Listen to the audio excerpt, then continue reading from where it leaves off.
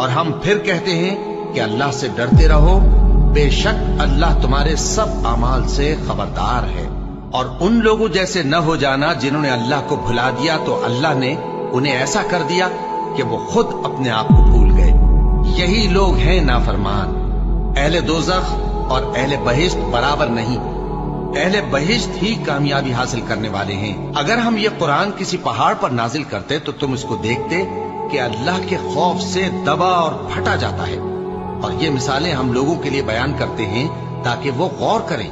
وہی اللہ ہے جس کے سوا کوئی معبود نہیں، پوشیدہ اور ظاہر کا جاننے والا، وہ بڑا مہربان ہے، نہایت رحم والا ہے۔